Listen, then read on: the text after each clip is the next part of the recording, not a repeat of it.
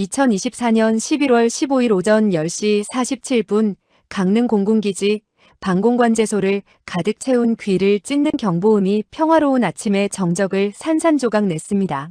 가로 5m 세로 3m에 달하는 거대한 레이더 스크린 한가운데에서 붉은색 경고 표시가 번쩍이기 시작했고 미확인 항적 감지라는 문구가 화면 상단에 깜빡거리며 나타났습니다.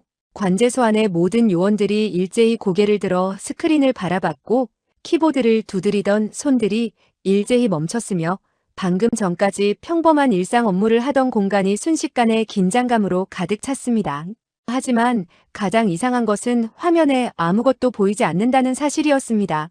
깨끗한 화면, 텅 빈 하늘, 아무런 표적도 없었습니다. 그런데도 경보는 계속해서 울리고 있었고 붉은 경고등은 멈추지 않고 번쩍이고 있었습니다. 이수진 소령은 작업대를 박차고 일어나 메인 스크린을 향해 달려갔습니다. 36세의 그녀는 공군사관학교를 수석으로 졸업한 후 15년이라는 세월을 오로지 방공관제 업무에만 바쳐온 베테랑이었고 레이더 화면을 읽는 것은 그녀에게 모국어를 읽는 것만큼이나 자연스럽고 익숙한 일이었습니다. 수천 번도 넘게 이 화면을 들여다봤고 민간 항공기부터 군용기까지 온갖 종류의 항적을 분석해왔으며 심지어 큰 새들이 만드는 미세한 신호까지도 구별해낼 수 있었습니다. 하지만 지금 화면에서 벌어지고 있는 상황은 그녀가 15년 경력 동안 단 한 번도 경험해보지 못한 종류의 것이었습니다. 경보는 울리는데 화면에는 아무것도 없다는 것. 이것은 시스템 오류가 아니라면 오직 한 가지만을 의미했습니다.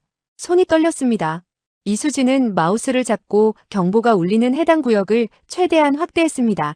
화면이 클로즈업되면서 대한해협 중심부가 상세하게 나타났고 부산 상공 50km 지점을 중심으로 한 영역이 화면 전체를 가득 채웠습니다. 그녀는 숨을 죽이고 화면을 들여다봤습니다. 처음에는 여전히 아무것도 보이지 않았습니다. 하지만 3초쯤 지났을 때 그녀의 눈이 무언가를 포착했습니다.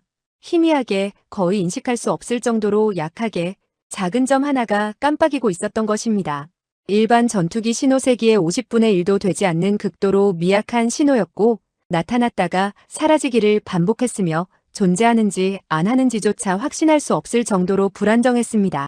이수진은 즉시 그 신호의 특성을 분석 시스템에 입력하기 시작했습니다. 손가락이 키보드 위에서 빠르게 움직였고 화면에는 신호 패턴과 주파수 특성, 도플러 이동 수치들이 차례로 나타났습니다. 컴퓨터가 내부 데이터베이스를 검색하기 시작했고 수천 개의 항공기 신호 패턴과 비교 분석을 시작했습니다. 3초가 지났습니다. 이수진의 심장은 빠르게 뛰었고 입술은 바짝 말라갔으며 등에서는 식은땀이 흘러내렸습니다. 그리고 마침내 화면의 결과가 떴습니다. 제20 웨이룽 중국 인민해방군 공군이 운용하는 5세대 스텔스 전투기 레이더 반사 면적 0.01제곱미터 동아시아 하늘에서 가장 위협적인 무기 중 하나였습니다. 있을 수 없는 일이었습니다. 중국의 최신의 스텔스 전투기가 대한민국 방공식별구역 한가운데에 그것도 대한해협 상공에 나타났다는 것은 단순한 영공 침범을 넘어선 심각한 군사적 도발이었습니다. 더구나 제20 같은 스텔스 전투기를 투입했다는 것은 이것이 우연이나 실수가 아니라 치밀하게 계획된 작전이라는 명백한 증거였습니다. 중국 공군은 자신들이 레이더에 잡히지 않을 것이라고 확신하고 당당하게 침투해온 것이었고 한국의 방공 능력을 시험하고 있었으며 대한해협이 제공권을 도전하고 있었습니다. 이수진의 머릿속에서는 수많은 시나리오들이 빠르게 스쳐 지나갔고 모든 시나리오가 심각한 결과로 이어졌으며 어떤 것도 낙관적이지 않았습니다. 이수진은 손이 떨리는 것을 느끼면서도 내선 전화를 집어들었습니다. 첫 번째 시도에서는 손가락이 미끄러져 다이얼을 잘못 눌렀고 두 번째 시도에서도 긴장한 탓에 번호를 잘못 입력했습니다. 세 번째 시도에서야 겨우 작전실과 연결이 되었고 수화기 너머로 당직 참모의 침착한 목소리가 들려왔습니다. 방공관제소입니다. 무슨 일입니까? 이수진은 최대한 침착하게 하지만 긴급함을 숨기지 않고 말했습니다. 긴급 상황입니다. 대한해협 상공의 중국 제20 스텔스 전투기로 추정되는 미확인 항공기가 호착되었습니다. 즉시 최 대령님께 보고해 주십시오. 수화기 너머로 짧은 침묵이 흘렀고 참모가 종이 넘기는 소리와 함께 다급하게 답했습니다. 지금 즉시 연결하겠습니다. 잠시만 기다려 주십시오. 10초가 지났습니다. 이수진은 다시 레이더 화면을 주시했습니다. 그 희미한 신호는 여전히 거기에 있었고 깜빡이면서도 천천히 남쪽으로 이동하고 있었으며 부산을 향해 꾸준히 접근하고 있었습니다. 속도는 마하 0.9, 시속 1100km 정도였습니다. 현재 침노와 속도를 그대로 유지한다면 3분 안에 우리 영공 깊숙이 침투할 것이었고 5분 후면 부산 상공까지 도달할 수 있었습니다. 시간이 없었습니다. 매 초가 귀중했고 매 순간이 중요했으며 지금 이 순간에도 적은 우리 영토를 향해 다가오고 있었습니다. 작전실 문이 벌컥 열리는 소리가 들렸습니다. 최원석 대령이 복도를 뛰어와 관제소 안으로 돌진했습니다. 45세의 기지 사령관은 20년이라는 세월을 전투기 조종사로 복무하며 수많은 위기 상황을 경험한 베테랑이었지만 지금 그의 얼굴은 평소와는 다르게 굳어 있었고 눈빛은 날카로웠으며 턱 근육은 단단하게 긴장되어 있었습니다. 어디입니까? 그가 간결하게 물었습니다. 이수진은 메인 스크린의 특정 지점을 손가락으로 가리키며 빠르게 설명했습니다. 여기입니다. 대한해협 중심부 정확한 위치는 부산 북동쪽 50km 지점이며 현재 남서 방향으로 이동 중입니다. 최원석 대령은 화면을 뚫어져라 쳐다봤습니다. 희미한 점 하나만이 거기에 있었습니다. 작고 불안정하고 거의 보이지 않는 신호였지만 그 작은 점이 의미하는 것은 엄청났습니다. 그것은 단순한 항공기가 아니라 중국의 최첨단 무기 체계였고 단순한 침범이 아니라 계획된 도발이었으며 단순한 위협이 아니라 전략적 압박이었습니다. 확실합니까? 제22 맞습니까? 최원석이 다시 한번 확인했습니다. 이수진은 고개를 끄덕이며 자신 있게 답했습니다. 신호 패턴이 제20의 특성과 완벽하게 일치합니다. 비행 속도와 고도도 일치하며 레이더 반사 면적도 정확히 0.01제곱미터입니다. 게다가 백령도 레이더, 오산 레이더, 군산 레이더가 모두 동시에 같은 신호를 포착했기 때문에 시스템 오류 가능성은 완전히 제로입니다. 최원석 대령의 턱 근육이 더욱 굳어졌습니다. 그는 20년 군 생활 동안 북한 공군기와의 대치, 러시아 폭격기의 식별구역 진입, 일본 자위대기와의 긴장 상황 등 수많은 위기를 경험했지만 중국의 최신의 스텔스 전투기가 대한해협에 나타난 것은 처음이었습니다. 이것은 차원이 다른 도발이었고 차원이 다른 위협이었으며 차원이 다른 대응을 요구하는 상황이었습니다. 현재 정확한 위치와 이동 방향, 그리고 예상 침노는? 그가 물었습니다. 이수진은 화면의 데이터를 빠르게 읽어내렸습니다. 부산 북동쪽 50km, 고도 1만 미터, 속도 마하 0.9로 남서 방향 이동 중이며 현재 속도와 방향을 유지한다면 2분 30초 후 KADIZ 깊숙이 침투하고 5분 후면 부산 상공에 도달합니다. 바로 그때였습니다. 레이더 화면에서 그 희미한 신호가 완전히 사라져버렸습니다. 이수진이 놀라서 소리쳤습니다. 대령님, 표적 신호 완전 소실입니다. 화면에서 사라졌습니다. 방금 전까지 희미하게 남아 깜빡이던 그 작은 점이 순식간에 완전히 사라졌고 화면은 다시 깨끗해졌으며 마치 처음부터 아무 일도 없었던 것처럼 아무런 흔적도 남지 않았습니다. 관제소 안의 모든 요원들이 긴장한 표정으로 화면을 바라봤고 누군가의 숨소리마저 또렷하게 들릴 정도로 조용해졌으며 시간이 멈춘 것처럼 느껴지는 순간이 흘렀습니다. 최원석 대령이 급하게 명령했습니다. 즉시 시스템 전체 점검, 레이더 오작동 가능성을 확인하십시오. 이수진은 재빨리 키보드를 두드리며 진단 프로그램을 실행했습니다. 화면에 각종 시스템 상태가 차례로 나타났고 모든 수치들이 정상 범위 안에 있었으며 어떤 오류 메시지도 표시되지 않았습니다. 제로입니다. 대령님, 전 레이더 시스템 정상 작동 중입니다. 백령도 레이더와 오산 레이더, 군산 레이더 모두 같은 시각의 신호 소실을 동시에 보고했기 때문에 오작동이 아닙니다. 이수진이 단호하게 보고했습니다. 최원석이 미간을 찌푸리며 물었습니다. 그럼 진짜로 사라진 겁니까? 증발한 겁니까? 이수진은 고개를 저으며 설명했습니다. 아닙니다, 대령님. 스텔스 전투기는 비행 자세와 레이더 조사 각도에 따라 레이더 반사율이 극적으로 달라지는 특성을 가지고 있습니다. 특히 정면이나 후면을 우리 레이더 쪽으로 향하면 반사 면적이 거의 제로에 가까워져서 탐지가 불가능해집니다. 지금 그 전투기는 아마도 우리 레이더 정면을 정확히 향하고 있을 것이며 보이지 않는다고 해서 없어진 것이 절대 아닙니다. 여전히 거기에 있고 여전히 날고 있으며 여전히 우리를 향해 오고 있습니다. 다만 우리가 볼 수 없을 뿐입니다. 관제 소환이 순간 무거운 침묵에 휩싸였습니다. 모든 관제사들이 아무것도 보이지 않는 깨끗한 화면을 멍하니 바라봤고 그 화면 너머 어딘가에 보이지 않는 적이 있다는 사실을 모두가 인식했으며 레이더에 잡히지 않는 유령 같은 전투기가 지금 이 순간에도 대한민국 영공을 향해 날아오고 있다는 공포가 모두의 마음을 짓눌렀습니다. 보이지 않는 적, 그것만큼 위협적인 것은 없었습니다. 최원석 대령이 즉각 결단을 내렸습니다. 비상 발령! 데프콘3에서 데프콘2로 즉시 상향하십시오. 전투기 긴급 발진 준비 개시. 강민준 중령에게 지금 당장 연락하고 경납고 전병력 비상 소집하십시오. 그의 목소리는 침착했지만 명령은 긴급했고 말투는 차분했지만 내용은 심각했으며 표정은 굳어 있었지만 눈빛은 확고했습니다. 이수진이 재빨리 답했습니다. 알겠습니다, 대령님.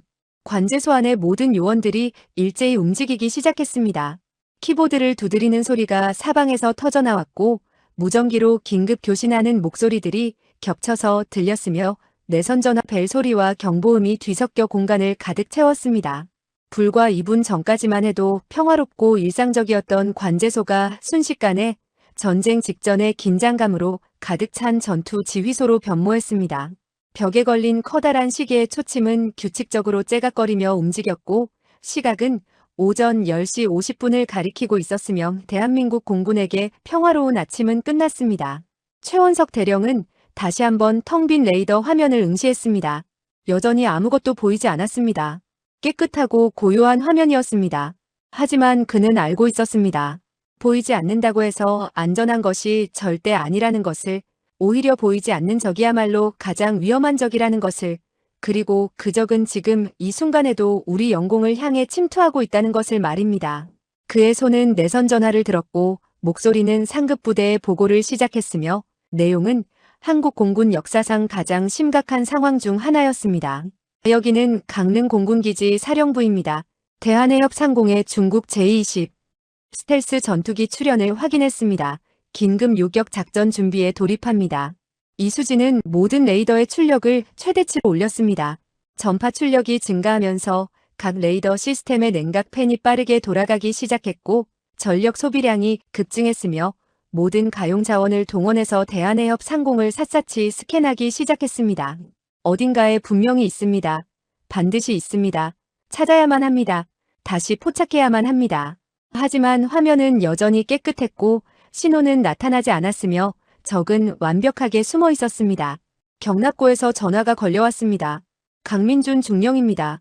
상황이 무엇입니까? 날카롭고 또렷한 목소리가 수화기를 통해 들렸습니다. 이수진은 빠르게 상황을 설명했습니다. 중령님, 긴급 상황입니다. 대한해협 상공에 중국 제20 스텔스 전투기가 출현했고 현재 신호는 소실 상태지만 분명히 우리 영공을 향해 침투하고 있으며 즉시 출격하셔야 합니다. 수화기 너머로 짧은 침묵이 흘렀고 강민준 중령의 단호한 목소리가 들렸습니다. 알겠습니다. 5분 안에 이륙하겠습니다. 준비하십시오. 보이지 않는 적과의 싸움이 시작되었습니다. 대한해협 상공 어딘가에 지금 이 순간에도 중국의 스텔스 전투기가 날고 있었습니다. 우리는 그를 볼 수 없었지만 그는 우리를 볼 수 있었고 우리는 그를 추적할 수 없었지만 그는 우리를 겨냥할 수 있었으며 이것은 공평한 싸움이 아니었습니다. 하지만 물러설 수는 없었습니다. 대한해협은 대한민국의 하늘이었고 누가 침범하든 어떤 무기로 위협하든 반드시 지켜야만 했으며 그것이 공군의 임무였고 조종사의 사명이었으며 대한민국 군인의 책임이었습니다. 하지만 이것은 시작에 불과했습니다. 중국은 이미 훨씬 더 크고 치밀한 계획을 준비하고 있었고 한국 공군이 상상하는 것보다 훨씬 더 대담한 도발을 계획하고 있었으며 앞으로 72시간 동안 대한해협 상공은 보이지 않는 전쟁터가 될 것이었습니다. 강릉 공군기지 경납고 안에는 비상벨 소리가 천장의 금속 구조물 사이로 울려 퍼지며 평화로운 오전의 정적을 완전히 깨뜨렸고 높은 주파수의 사이렌이 귀를 찢듯이 공간을 가득 채웠으며 모든 조종사와 정비사들이 일제히 고개를 들어 경납고 입구의 붉은 경광등을 바라봤습니다. 이것은 훈련이 아니었습니다. 실제 비상 상황이었고 진짜 적이 나타났으며 지금 이 순간 대한민국 공군 조종사들은 실전 출격을 준비해야 했습니다. 강민준 중령은 휴게실에서 뛰쳐나와 복도를 전력으로 달렸고 38세의 그는 공군사관학교를 졸업한 후 15년간 F-15K와 F-16을 거쳐 지금은 최신의 KF-21 보라매의 첫 실전 편대를 이끌고 있었으며 비행시간 2400시간의 베테랑이었지만 중국 제-20 스텔스 전투기와의 실제 대결은 처음이었기 때문에 심장이 빠르게 뛰고 있었습니다. 경납고 입구에 도착했을 때 정비반장 윤재영 상사가 이미 민준의 전투기 앞에서 손짓하며 기다리고 있었고 42세의 베테랑 정비사는 땀으로 젖은 얼굴로 급하게 보고했습니다. 중령님 1번기와 2번기 완전 준비 완료입니다. 연료는 만재 상태이고 무장은 미티어 0대0 미사일 4발과 IRIS-T 단거리 미사일 2발을 탑재했으며 모든 시스템 점검을 끝냈습니다. 박준혁 대위도 자기 전투기 옆에서 대기 중입니다. 민주는 고개를 끄덕이며 자신의 전투기를 향해 달려갔고 꼬리번호 531이 적힌 회색 도장의 KF-21 보라매가 경납고에 밝은 형광등 불빛 아래에서 금속 광택을 내며 서 있었으며 주날개 아래에 장착된 4발의 미티어 미사일은 마치 맹금류의 발톱처럼 날카롭게 보였고 기체 측면의 2발 단거리 미사일은 언제든 발사될 준비가 되어 있었습니다. 사다리를 타고 조종석에 올라탔을 때 익숙한 좁은 공간이 민준을 감싸 안았고 수천 시간을 함께 보낸 이 공간은 집보다 더 편안했으며 모든 계기판의 버튼과 스위치 위치를 눈을 감고도 찾을 수 있을 정도로 완벽하게 익숙했습니다. 안전벨트를 착용하고 헬멧을 쓰고 산소 마스크를 연결하는 모든 동작이 자동으로 이루어졌고 수천 번 반복한 동작들은 의식하지 않아도 손이 알아서 움직였으며 1분도 채 걸리지 않아 모든 준비가 완료되었습니다. 시동 버튼을 눌렀을 때 KF-21의 쌍발 엔진이 깨어나기 시작했고 제너럴 일렉트릭 F404 엔진 2개가 동시에 점화되면서 각각 5,300kg의 추력을 내기 시작했으며 처음에는 낮은 울림으로 시작된 소리가 점차 강력한 굉음으로 변해가면서 조종석 전체를 진동시켰고 살아있는 맹수처럼 전투기가 숨을 쉬기 시작했습니다.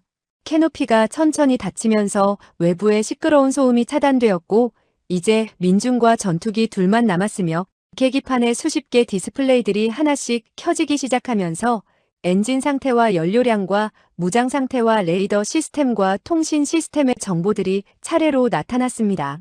모든 시스템이 정상이었고 초록색 표시등들이 하나씩 점등되었으며 전투 준비 완료 상태를 알리는 최종 표시가 화면 중앙에 떴습니다. 무전기에서 관제탑에 침착한 목소리가 들렸습니다. 보람의 편대 활주로 36 사용 허가합니다.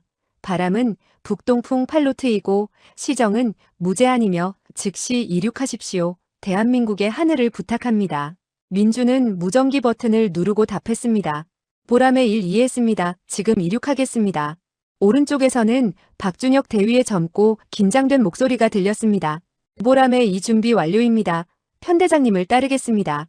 2대의 KF-21이 경납고를 빠져나와 아침 햇살을 받으며 활주로를 향해 천천히 이동했고 회색 기체 표면에서 햇빛이 반사되어 눈부시게 빛났으며 활주로 끝 대기 지점에 도착해서 멈춰 섰을 때 앞으로는 3,600m의 직선 활주로가 펼쳐져 있었고 그 끝에는 푸른 동의 바다가 수평선과 만나고 있었습니다.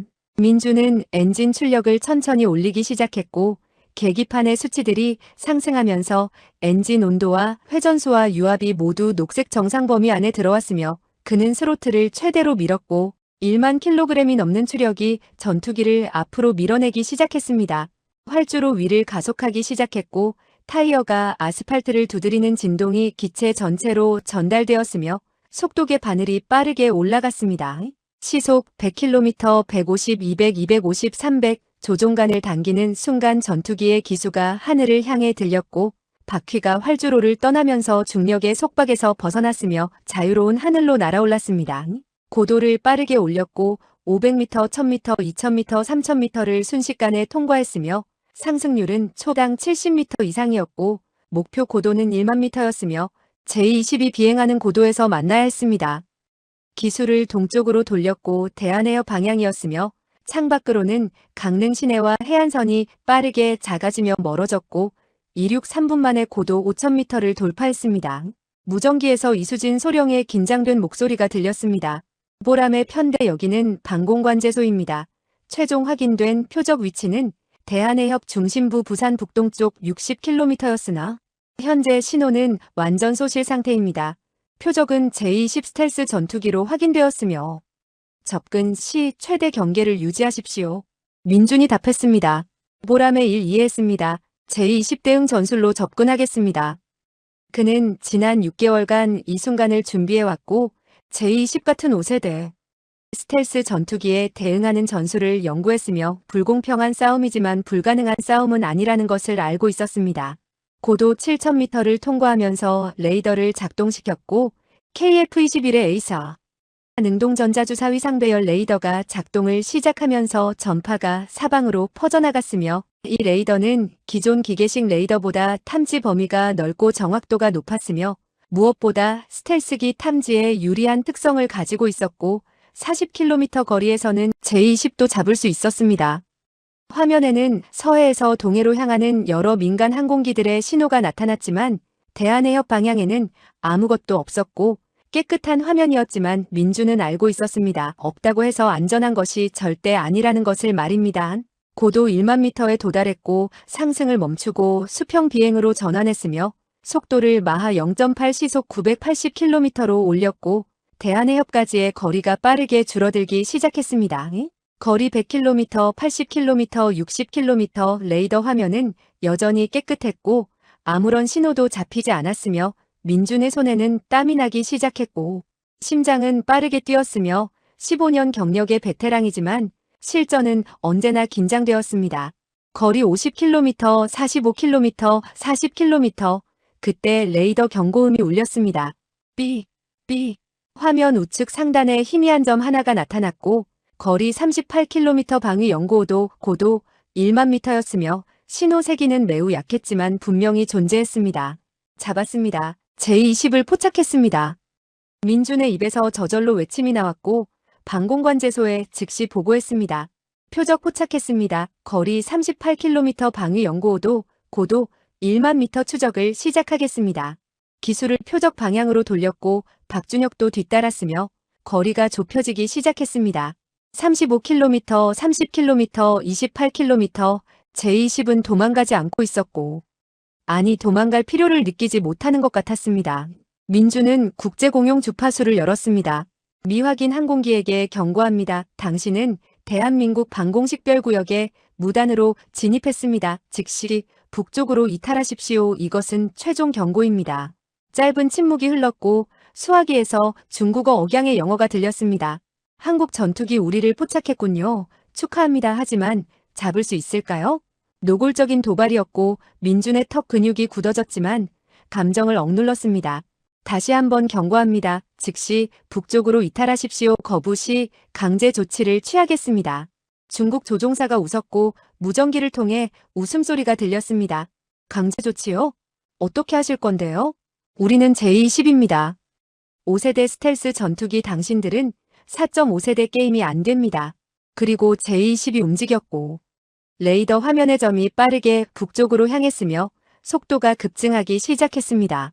마하 1, 마하 1.2, 마하 1.5 최대 속도로 도주하고 있었습니다. 민준이 소리쳤습니다. 전편대 추격 최대 속도. 2대의 KF-21이 F터버너를 켰고 엔진 뒤에서 푸른 화염이 뿜어져 나왔으며 추력이 급증하면서 전투기가 앞으로 튀어나갔습니다. 마하 1.3, 1.5, 1.7 하지만 제20은 더 빨랐고 거리가 벌어졌습니다. 28km, 30km, 35km, 40km 레이더 탐지 한계였고 신호가 희미해졌으며 그리고 완전히 사라졌습니다. 놓쳤습니다. 민주는 이를 악물었고 제20은 도망간 게 아니라 그저 놀아준 것이며 한국 공군의 능력을 시험해본 것이고 조롱하며 떠난 것이라는 것을 알고 있었습니다. 무전기에서 다시 중국 조종사의 목소리가 들렸습니다.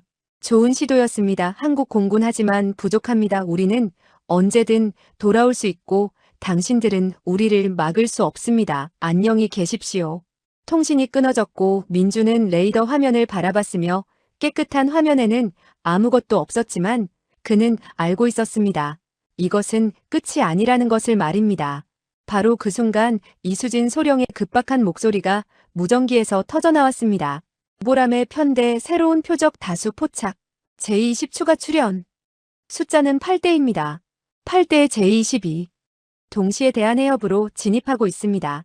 민준의 전투기가 급선회했고 박준혁도 즉시 뒤따랐으며 2대 KF-21이 대한해협 중심부를 향해 기술을 돌리면서 엔진이 비명을 질렀고 기체가 진동했으며 민준의 손은 조종관을 꽉 쥐고 있었고 레이더 화면에서 눈을 떼지 않았으며 이수진 소령이 말한 숫자가 계속 머릿속을 맴돌았습니다. 8대 제28대가 동시에 나타났다는 것이었고 이것은 단순한 정찰이나 도발이 아니라 대규모 작전이었으며 계획되고 조직된 침투였고 중국 공군이 본격적으로 대한해협의 제공권에 도전장을 내민 것이었습니다. 무전기에서 이수진의 목소리가 계속 이어졌고 그녀의 침착한 톤 뒤에는 긴장감이 묻어났습니다. 표적들은 대한해협 중심선을 따라 진입 중이며 고도는 1만 미터에서 1만 2천 미터 사이로 다양한 고도로 분산되어 있고 속도는 마하 0.8에서 0.9 사이이며 현재 위치는 부산 동북쪽 80km 지점입니다. 민주는 즉시 머릿속으로 계산했고 80km 거리라면 우리 위치에서 50km 정도 떨어진 곳이었으며 최대 속도로 접근한다면 4분 안에 도달할 수 있었지만 문제는 숫자였습니다. 2대 대 8대 4배의 수적 열세였고 게다가 상대는 5세대 스텔스 전투기였으며 기술적 우위도 그들에게 있었고 객관적으로 봤을 때 승산이 거의 없는 싸움이었습니다. 박준혁이 다급한 목소리로 무전을 보냈습니다. 편대장님 증원을 즉시 요청해야 하지 않습니까?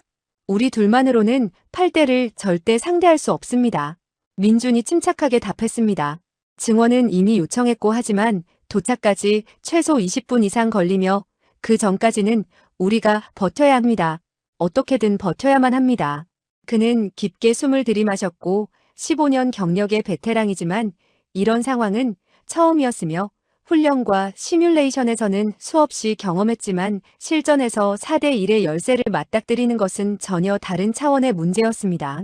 레이더 화면에 신호들이 나타나기 시작했고 하나, 둘, 셋, 넷, 다섯, 여섯, 일곱, 팔 희미한 점들이 화면 곳곳에 흩어져서 나타났으며 모두 같은 방향에서 오고 있었지만 서로 다른 고도와 간격을 유지하고 있었고 이것은 전술적 대응이었으며 훈련된 편대의 움직임이었고 단순한 정찰이 아니라 계획된 작전이라는 명백한 증거였습니다.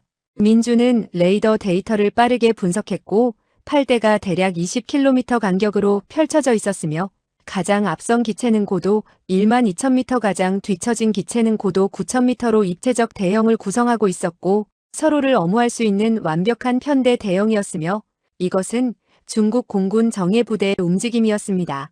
이수진의 목소리가 다시 들렸고 이번에는 더욱 긴장되어 있었습니다.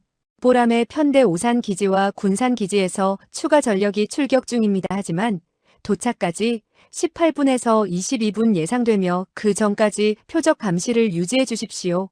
교전은 최대한 회피하시고 수적 열세가 너무 큽니다. 민주는 이해했다고 답했지만 속으로는 알고 있었습니다. 교전을 피할 수 없을 것이라는 것을 말입니다. 제20들이 그냥 지나갈 리가 없었고 그들은 이미 한 번 도발을 했으며 이번에는 더 큰 도발을 할 것이 분명했습니다. 거리가 빠르게 좁혀졌고 50km, 45km, 40km 제20들이 계속 남쪽으로 진입하고 있었으며 대한해협 중심선을 넘어 한국 쪽으로 깊숙이 들어오고 있었고 명백한 방공식별구역 침범이었으며 더 나아가면 영공 침범까지 갈 수 있는 상황이었습니다. 민주는 국제공용 주파수를 열었고 단호한 목소리로 말했습니다.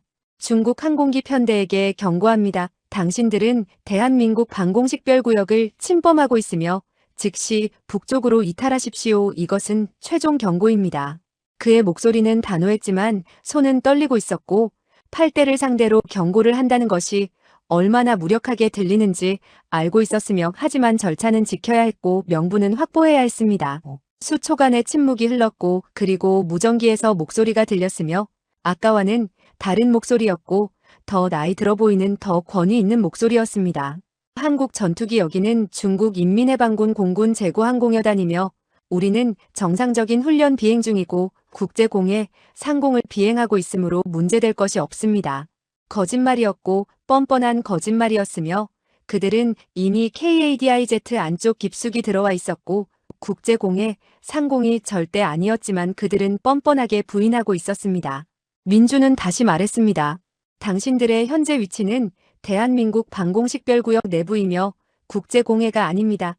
다시 한번 요구합니다. 즉시 북쪽으로 이탈하십시오. 중국 편대장이 비웃는 투로 말했습니다. 한국 공군 당신들은 2대입니다. 우리는 8대이고 숫자를 세어보셨습니까?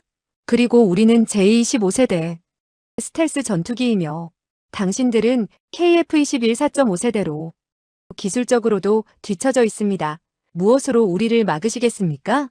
노골적인 조롱이었고 도발이었으며 민준의 턱 근육이 단단하게 굳어졌고 조종사로서의 자존심이 상했지만 감정을 억눌렀으며 냉정해야 했고 침착해야 했으며 감정적으로 반응하면 그들의 의도대로 놀아나는 것이었습니다. 그때 제20편대가 대형을 바꿨고 8대가 동시에 움직이기 시작했으며 흩어져 있던 대형이 모이기 시작했고 고도도 맞췄으며 모두 1만 미터로 통일했고 그리고 일렬로 늘어섰으며 앞뒤로 간격을 좁혀서 하나의 줄을 만들었습니다. 과시였고 우리는 8대다 너희는 우리를 막을 수 없다는 메시지였으며 노골적인 위협이었고 심리전이었습니다. 박준혁이 다급하게 말했습니다. 편대장님 저들이 편대 기동을 하고 있습니다. 이것은 명백한 군사작전이며 훈련 비행이 절대 아닙니다. 민준이 답했습니다. 알고 있습니다. 모든 것을 기록하고 있으며 증거는 충분합니다. 하지만 지금 우리가 할 수 있는 것은 감시뿐이고 함부로 접근하지 마십시오. 하지만 기다림은 고통스러웠고 레이더 화면에서 8개의 점이 계속 남쪽으로 이동했으며 부산에 점점 가까워지고 있었고 30km, 25km, 20km 이 거리면 부산 시민들도 하늘을 올려다보면 흰 비행운을 볼 수 있는 거리였으며 대한민국의 제2의 도시 상공에 중국 전투기들이 침투하고 있었고 이것은 명백한 주권 침해였으며 용납할 수 없는 도발이었습니다. 관제소에서 최원석 대령의 단호한 목소리가 들렸습니다. 보람의 편대 여기는 기지 사령관입니다. 상황을 보고받았으며 교전 규칙을 다시 확인합니다. 적이 먼저 공격 태세를 취하기 전까지는 사격을 금지하지만 여러분의 안전이 최우선이므로 위험하다고 판단되면 즉시 회피하십시오. 증원 부대가 곧 도착할 것입니다. 중국 편대장이 다시 무전을 보냈고 이번에는 거의 회유하는 듯한 톤이었습니다. 한국 공군 현명한 선택을 하십시오. 귀국을 권하며 이것은 여러분 수준의 임무가 아닙니다. 우리는 제28대이고 여러분은 KF-21 2대이며 승산이 전혀 없습니다. 불필요한 위험을 감수하지 마십시오. 그 말에는 일리가 있었고 객관적으로 봤을 때 이대로 8대를 상대하는 것은 무모했으며 더구나 상대는 스텔스 전투기였고 레이더 우위 숫자 우위 기술 우위 모두 그들에게 있었습니다. 하지만 민주는 물러서지 않았고 물러설 수 없었으며 이것은 단순한 전술적 판단의 문제가 아니었고 주권의 문제였으며 자존심의 문제였습니다. 민주는 답했고 목소리에는 확신이 담겨 있었습니다. 중국 편대장 우리는 물러서지 않으며 이것은 대한민국의 하늘입니다. 숫자가 몇이든 무기가 무엇이든 우리는 지킵니다. 마지막으로 요구합니다. 즉시 북쪽으로 이탈하십시오. 짧은 침묵이 흘렀고 그리고 중국 편대장이 말했습니다.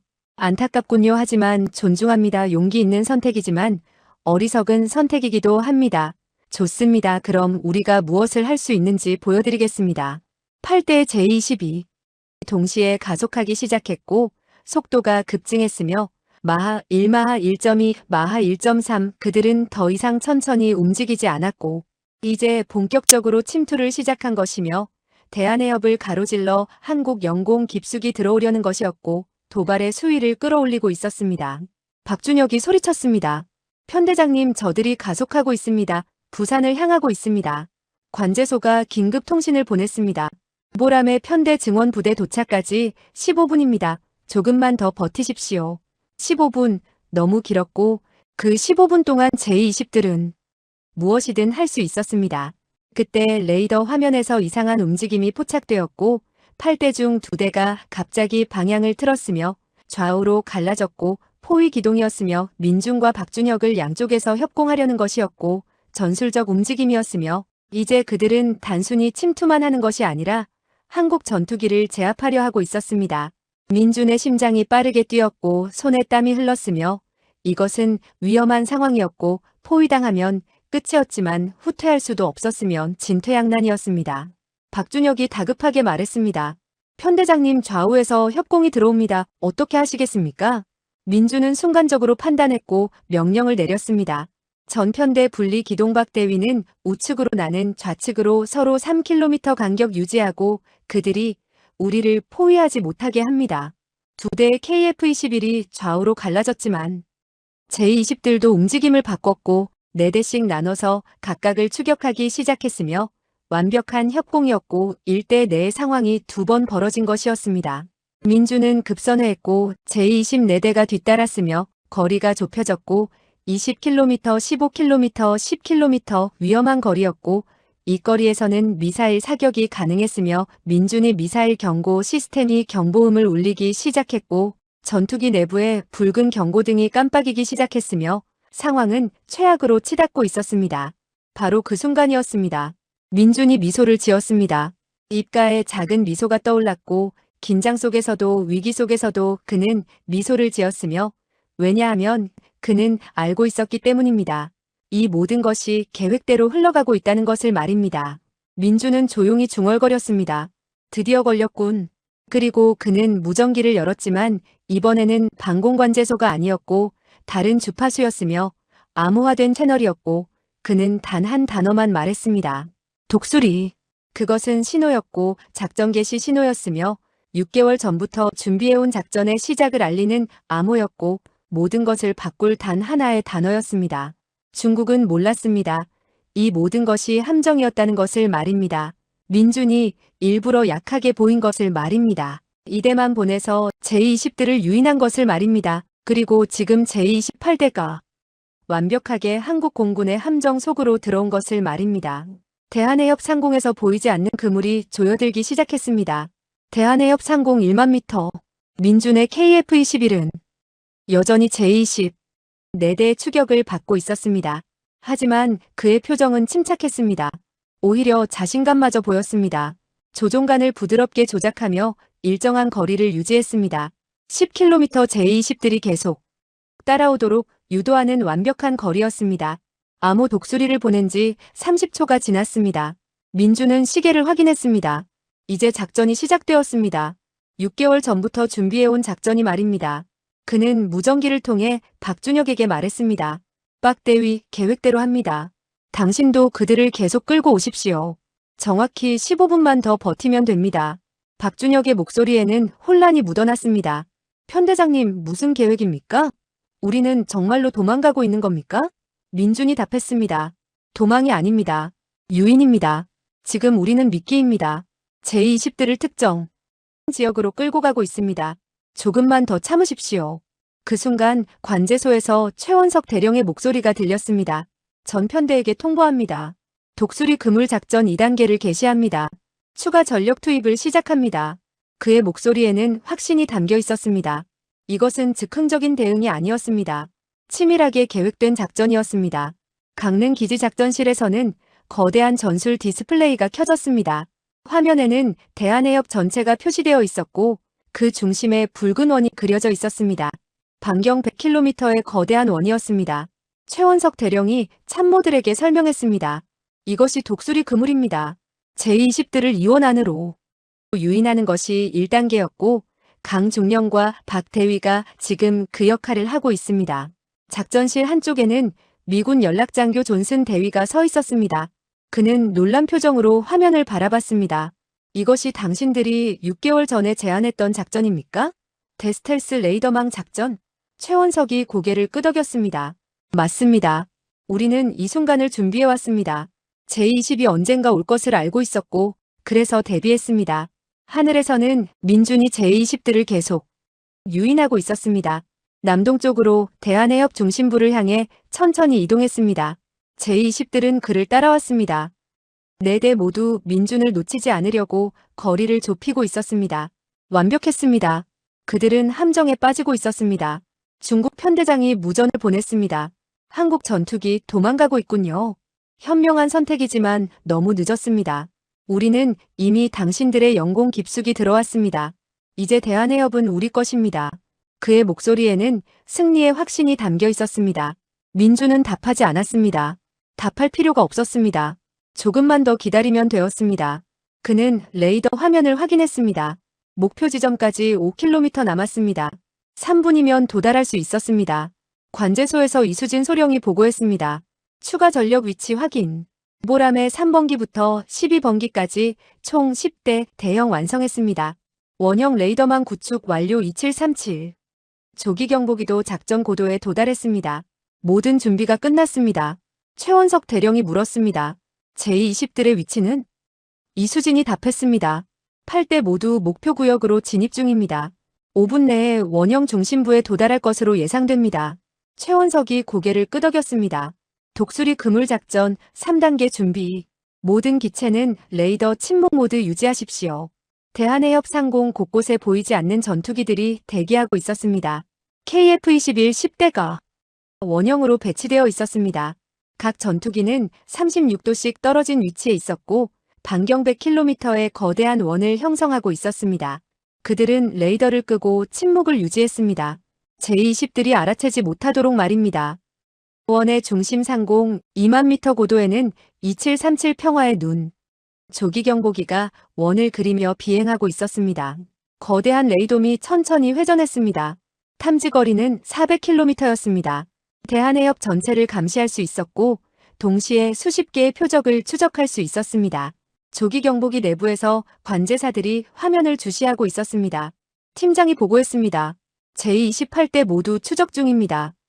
신호는 약하지만 명확합니다. 위치 정확도는 95% 이상입니다. 민주는 목표 지점에 도달했습니다.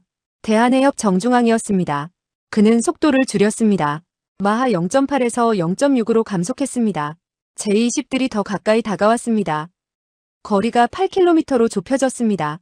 위험한 거리였지만 필요한 거리였습니다. 중국 편대장이 흥분한 목소리로 말했습니다. 한국 전투기가 느려지고 있습니다. 연료가 떨어지는 것 같습니다. 전 편대, 포위를 완성하십시오. 제28대가 동시에 기동했습니다. 민준과 박준혁을 중심으로 포위망을 좁혔습니다. 바로 그 순간이었습니다. 민준이 무전을 보냈습니다. 전 전력 레이더 온. 그물을 조입니다.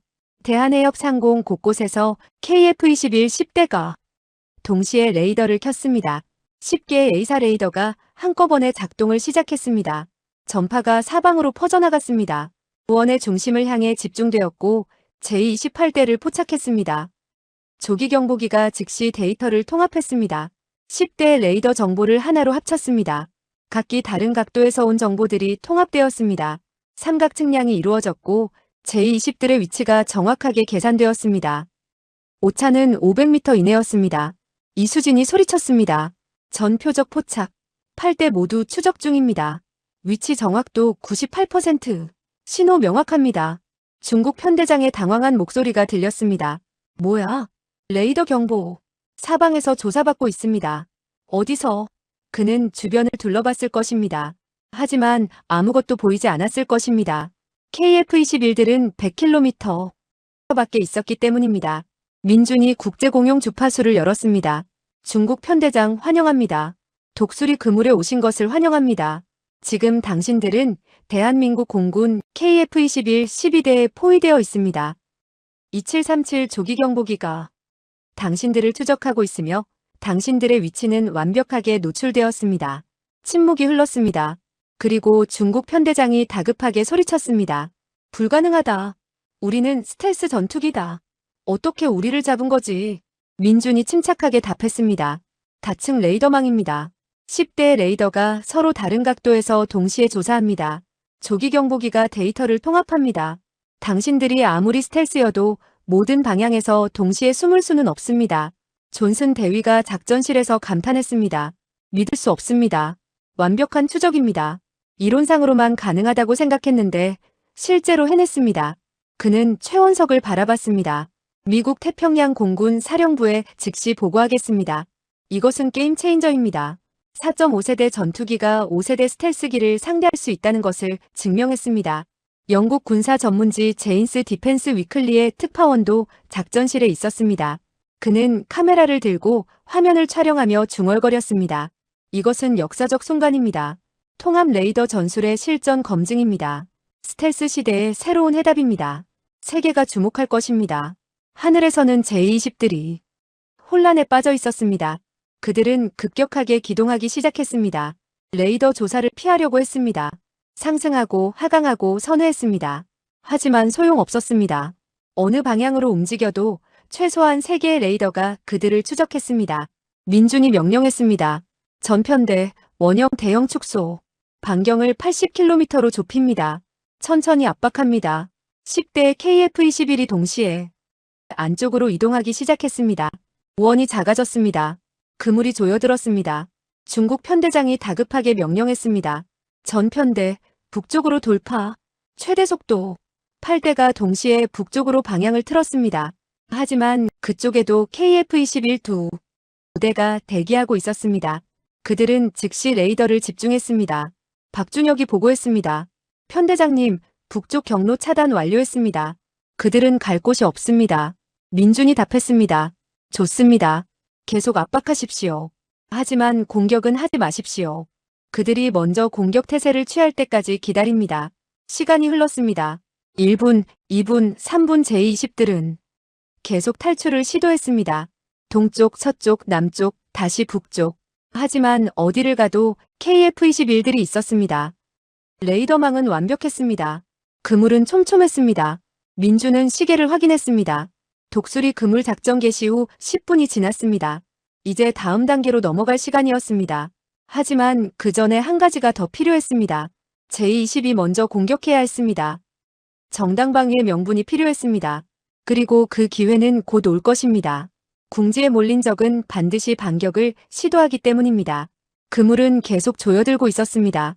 원형 레이더망 안에 갇힌 제-20 8대는 계속 탈출을 시도했습니다. 5분이 지나도 10분이 지나도 돌파구를 찾지 못했습니다. 어느 방향을 향해도 KF-21의 레이더가 그들을 추적했습니다. 2737 조기경보기는 실시간으로 위치를 업데이트했습니다. 오차 범위는 500m 이내였습니다. 중국 편대장의 목소리에서 당황함이 묻어났습니다. 전편대 고도를 낮춥니다.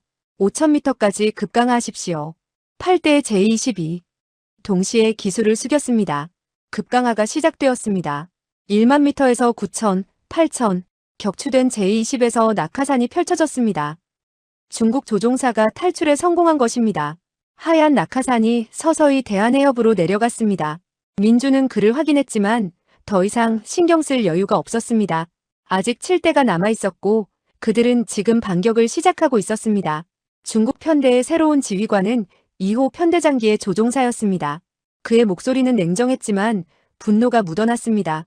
전편대 대형 재정비. 4대는 동쪽 편대를 공격하고 3대는 서쪽 편대를 공격한다. 우리가 수적으로 우세하다.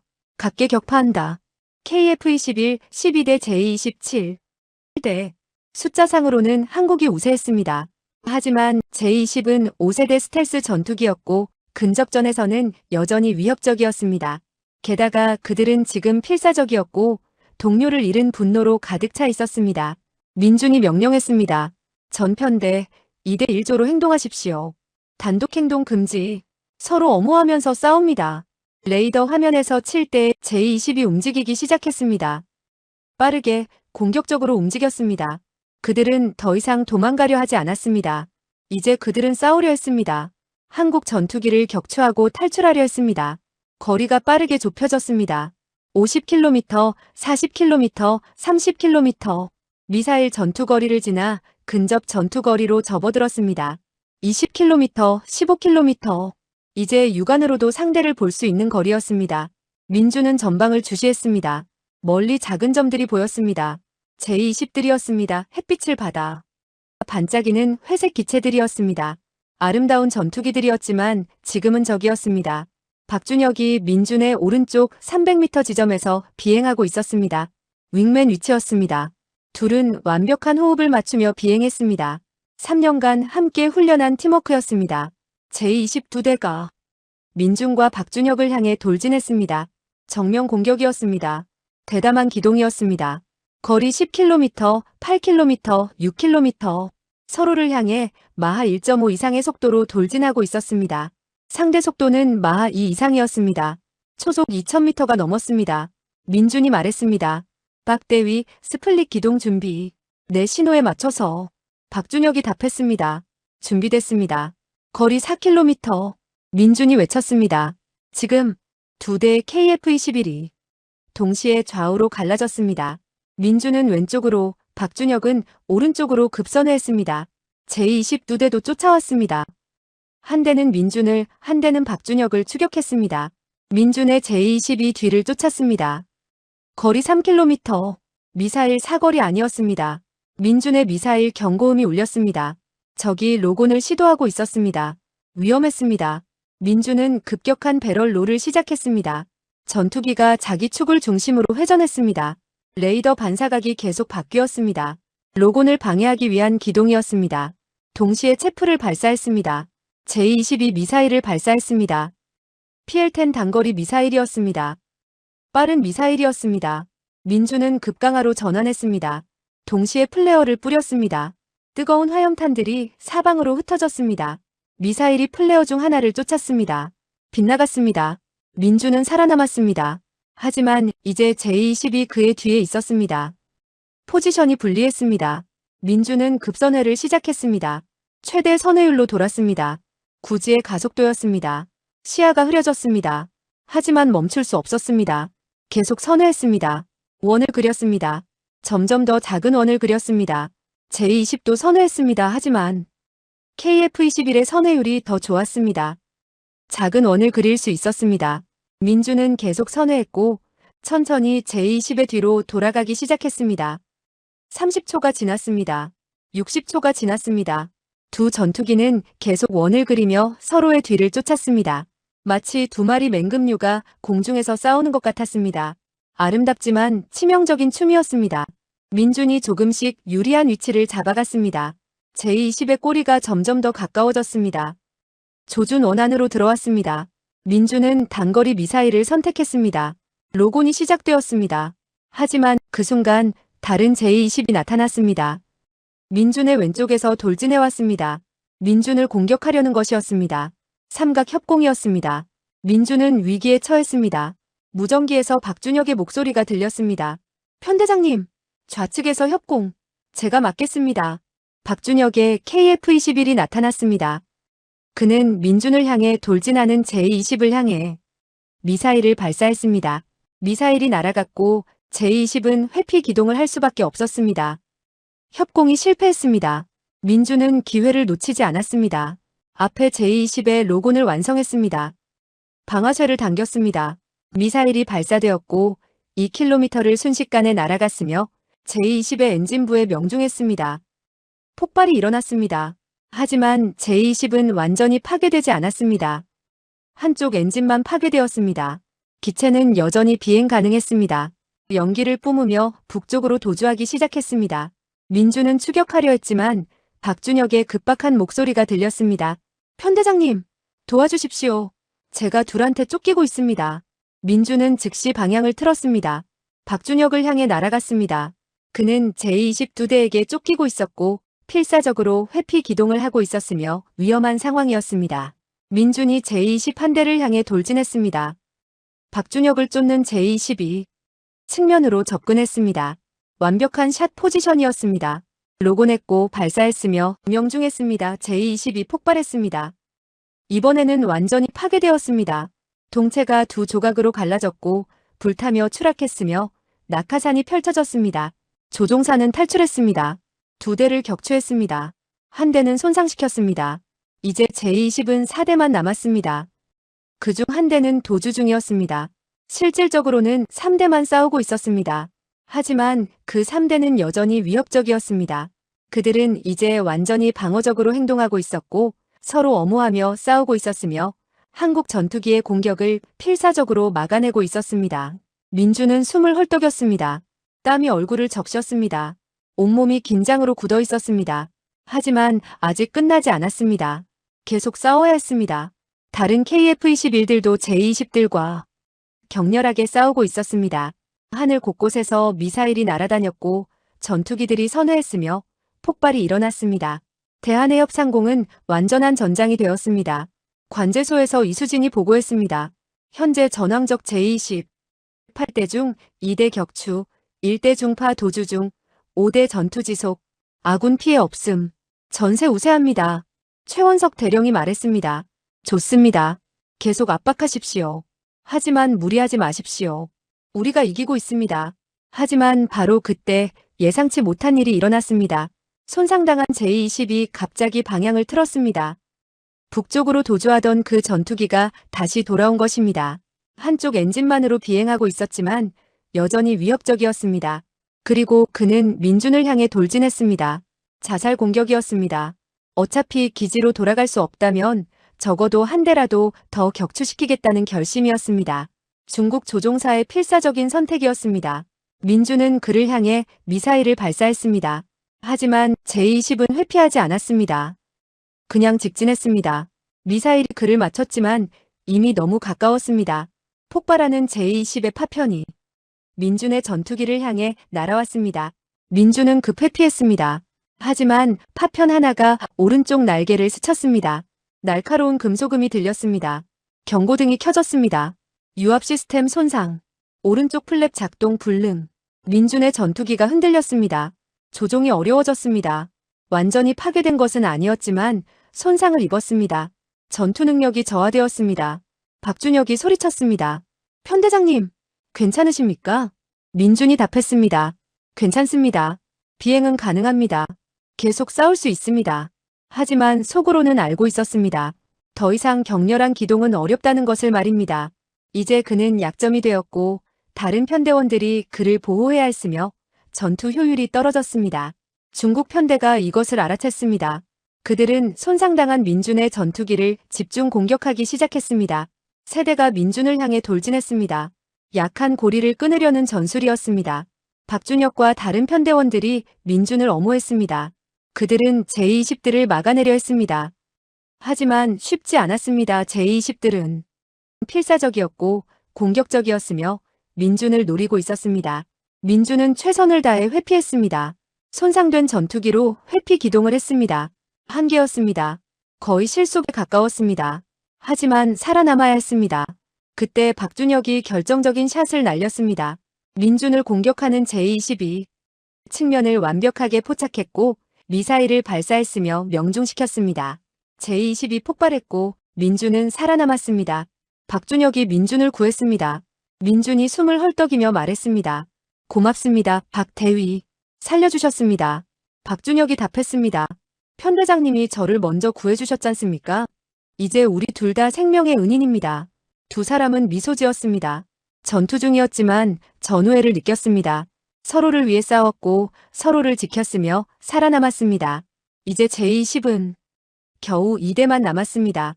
그들도 손상을 입었고 탄약도 거의 다 떨어졌으며 더 이상 싸울 의지를 잃었습니다. 그들은 북쪽으로 도주하기 시작했습니다. 전투가 끝나고 있었습니다. 대한해협상공은 고요해졌습니다. 격렬했던 전투가 끝나고 이제 남은 것은 도주하는 제-20 2대와 그들을 추격하는 KF-21 12대였습니다. 하늘에는 연기 자국들이 남아있었고 파편들이 바다로 떨어지고 있었으며 100m 아래 바다에서는 낙하산을 탄 중국 조종사들이 구조를 기다리고 있었습니다. 민준은 손상된 전투기를 조종하며 천천히 비행했습니다. 오른쪽 날개의 플랩이 작동하지 않아서 불안정했지만 비행은 가능했습니다. 그는 레이더 화면을 확인했습니다. 북쪽으로 도주하는 제-20 2대가 보였습니다. 속도는 마하 1.3, 최대 속도로 도망가고 있었습니다. 박준혁이 물었습니다. 편대장님, 추격하시겠습니까? 민준이 답했습니다. 아니요. 더 이상 추격할 필요 없습니다. 그들은 이미 졌습니다. 우리도 승리했습니다. 관제소에서 최원석 대령의 목소리가 들렸습니다. 보람의 편대 고생하셨습니다. 전투 종료를 선언합니다. 귀환을 준비하십시오. 하지만 이수진의 다급한 목소리가 그 말을 가로막았습니다. 대령님, 잠깐만요. 새로운 상황 발생. 북쪽에서 추가 항공기 다수 포착. 숫자는 14대입니다. 순간 침묵이 흘렀습니다. 모두가 그 말의 의미를 이해하는데 몇 초가 걸렸습니다. 14대 추가 제22 14대나 접근하고 있다는 것이었습니다. 도주하던 2대와 합치면 16대였습니다. 민준이 물었습니다. 확실합니까? 14대가 맞습니까? 이수진이 답했습니다. 확실합니다. 여러 레이더에서 동시에 포착했습니다. 그들은 북쪽에서 남하 중이며 현재 위치는 100km 북쪽입니다. 속도 마하 1.5. 10분 안에 여기 도착합니다. 최원석 대령이 즉시 결단을 내렸습니다. 전편대 즉시 귀환하십시오. 14대를 상대할 수 없습니다. 강중령, 당신 전투기는 손상 상태입니다. 최우선으로 귀환하십시오. 하지만 민주는 움직이지 않았습니다. 그는 레이더 화면을 뚫어져라 쳐다봤습니다. 14대. 엄청난 숫자였습니다. 중국이 본격적으로 전력을 투입한 것이었습니다. 하지만 뭔가 이상했습니다. 민준이 물었습니다. 관제소, 그 14대의 정확한 편대 구성을 확인할 수 있습니까? 이수진이 답했습니다. 잠시만요. 조기 경보기 데이터를 분석하겠습니다. 10초 후 그녀의 목소리가 다시 들렸습니다. 확인했습니다. 제20 10대와 230 공중급유기 4대입니다. 민준이 미소 지었습니다. 공중급유기. 그들은 공격하러 오는 것이 아니었습니다. 도주하는 제20들을 지원하러 오는 것이었습니다. 연료를 보급하고 안전하게 중국으로 데려가기 위해서였습니다. 민준이 말했습니다. 관제소, 제 생각에 그들은 공격 의도가 없습니다. 구조작전입니다. 최원석이 물었습니다. 확신합니까? 민준이 답했습니다. 공중급유기를 데려왔습니다. 공격용 편대 구성이 아닙니다. 그들은 동료들을 구하러 온 것입니다. 짧은 침묵이 흘렀습니다. 최원석이 말했습니다. 하지만 10대 제20은 여전히 위협입니다. 우리는 손상된 상태고 탄약도 부족합니다. 민준이 말했습니다. 그래서 우리에게 기회입니다. 지금 우리가 협상할 수 있습니다. 최원석이 물었습니다. 무슨 협상입니까? 민준이 답했습니다. 포로 교환입니다. 우리가 구조한 중국 조종사들과 그들의 안전한 퇴각을 맞바꾸는 겁니다. 작전실이 조용해졌습니다. 모두가 민준의 제안을 생각하고 있었습니다. 존슨 대위가 말했습니다. 흥미로운 제안입니다. 양측 모두에게 이득입니다. 중국은 조종사들을 돌려받고 한국은 불필요한 추가 전투를 피합니다. 최원석이 고개를 끄덕였습니다. 좋습니다. 시도해 보십시오. 하지만 그들이 거부하면 즉시 귀환하십시오. 민주는 국제공용 주파수를 열었습니다. 중국 공군 편대에게 말합니다. 여기는 대한민국 공군입니다. 우리는 당신들의 조종사 3명을 구조했습니다. 그들은 안전합니다. 협상을 제안합니다. 잠시 후 중국 편대장의 목소리가 들렸습니다. 한국 공군, 여기는 중국 인민해방군 공군 제고항공여단 제2대 대장입니다. 협상 내용을 말하십시오. 민준이 말했습니다. 간단합니다. 우리는 당신들의 조종사를 인도적으로 처우하겠습니다. 제네바 협약에 따라 처우하고 적절한 시점에 송환할 것입니다. 그 대가로 당신들은 지금 즉시 북쪽으로 퇴각하십시오. 더 이상의 전투는 없습니다. 침묵이 흘렀습니다. 중국 편대장이 내부 협의를 하고 있는 것 같았습니다. 1분이 지났습니다. 그리고 그의 목소리가 다시 들렸습니다. 조건이 있습니다. 우리가 퇴각하기 전에 우리 조종사들이 안전하다는 것을 확인해야 합니다. 민준이 답했습니다. 알겠습니다. 잠시만요. 그는 관제소에 무전을 보냈습니다. 구조된 중국 조종사들의 상태를 확인해 주십시오. 이수진이 답했습니다. 해군 함정이 3명 모두 구조했습니다. 1명은 경미한 부상, 2명은 무사합니다. 현재 함정에서 의료 처치를 받고 있으며 인도적으로 대우받고 있습니다. 민주는 이 내용을 중국 편대장에게 전달했습니다. 중국 편대장이 말했습니다. 감사합니다. 우리는 동료들이 안전하다는 것을 확인했습니다. 협상을 수락합니다. 우리는 지금 북쪽으로 퇴각하겠습니다. 민준이 말했습니다. 한 가지 더. 다시는 대한해협에 무단으로 침입하지 마십시오. 오늘 우리가 당신들을 추적하고 격추할 수 있다는 것을 증명했습니다. 다음에는 더 큰 대가를 치를 것입니다. 중국 편대장이 잠시 침묵했다가 답했습니다. 이해했습니다. 오늘의 교훈을 잊지 않겠습니다. 한국 공군의 능력을 과소평가했습니다. 존경을 표합니다. 그리고 14대의 중국 전투기들이 방향을 틀었습니다. 북쪽으로 향했습니다. 도주하던 제-20 미대가 그들과 합류했고 공중급류기가 그들에게 연료를 보급했으며 전편대가 천천히 대한해협을 떠났습니다. 민주는 그들이 완전히 사라질 때까지 지켜봤습니다. 레이더 화면에서 점들이 하나씩 사라졌습니다. 100km, 150km, 200km, 그리고 완전히 사라졌습니다. 전투가 끝났습니다. 관제소에서 환호성이 터져나왔습니다. 승리였습니다. 대한민국 공군이 중국 공군의 도발을 막아냈고 제23대를 격추했으며 대한해협의 제공권을 지켰습니다. 최원석 대령이 무전을 보냈습니다. 보람의 편대 훌륭했습니다. 대한민국 공군의 자랑입니다. 이제 귀환하십시오. 영웅들을 환영하겠습니다. 작전실에서 존슨 대위가 감탄하며 말했습니다. 믿을 수 없습니다. 독수리 그물 작전이 완벽하게 성공했습니다. 4.5세대 전투기로 5세대 스텔스기를 격투했습니다. 미국 공군이 배워야 할 전술입니다. 제인스 특파원이 카메라를 들고 말했습니다. 오늘은 역사가 쓰여진 날입니다. 한국 공군이 새로운 대공 전술의 표준을 만들었습니다. 전 세계가 주목할 것입니다. 영국 국방부 애널리스트가 말했습니다. 다층 레이더 통합 전술, 완벽한 편대 조율, 그리고 협상을 통한 전략적 승리. 이것은 교과서에 실릴 사례입니다. 랜드 연구소 연구원이 말했습니다. 특히 주목할 점은 최소한의 피해로 최대한의 효과를 달성했다는 것입니다. 한국군 손실 제로, 적 3대 격추, 나머지는 퇴각. 완벽한 전술 승리입니다. 민중과 박준혁을 포함한 KF-21편대가 강릉 기지로 돌아왔습니다. 활주로에 착륙하는 순간 지상 요원들이 환호했습니다. 경납고 앞에는 환영 인파가 모여 있었습니다. 조종사들이 전투기에서 내렸을 때 박수갈채가 터져나왔습니다. 최원석 대령이 민준에게 다가와 악수를 청했습니다. 강중령 훌륭했습니다. 당신과 당신의 편대가 오늘 대한민국을 지켰습니다. 민준이 답했습니다. 저 혼자가 아닙니다. 모든 편대원들, 관제사들, 정비사들 모두의 승리입니다. 박준혁이 다가와 민준의 어깨를 두드렸습니다. 편대장님 덕분에 살았습니다. 평생 잊지 못할 겁니다. 민준이 미소 지으며 답했습니다. 나도 박 대위 덕분에 살았습니다. 우리는 팀입니다. 두 사람은 포옹했습니다. 전우회였습니다. 생사를 함께한 동료였습니다. 서로를 믿고 서로를 지켰으며 함께 승리했습니다. 하늘은 평화로웠습니다. 대한해협은 고요했습니다. 전투의 흔적은 사라지고 있었고 바다는 다시 푸르렀으며 하늘은 다시 맑았습니다. 대한민국의 하늘은 지켜졌습니다. 작전이 끝난 지 이틀이 지났습니다. 대한해협은 평온을 되찾았고 하늘에는 다시 민간 항공기들만 날아다녔으며 전투의 흔적은 거의 사라졌습니다. 하지만 그날의 기억은 모든 사람의 마음속에 생생하게 남아 있었습니다. 강릉 공군기지 기념관에서 작은 추모식이 열렸습니다. 전사자는 없었지만 희생은 있었습니다.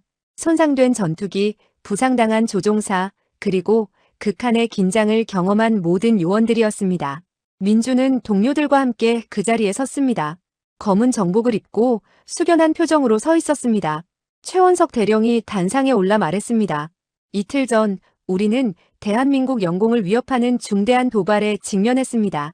중국 공군의 최신의 스텔스 전투기 제28대가 대한해협에 침투했고 우리의 주권을 시험했습니다. 하지만 우리는 물러서지 않았습니다. 준비된 전술로, 훈련된 기술로, 그리고 무엇보다 용기로 맞섰습니다. 그는 잠시 멈췄다가 계속했습니다. 결과는 완벽한 승리였습니다.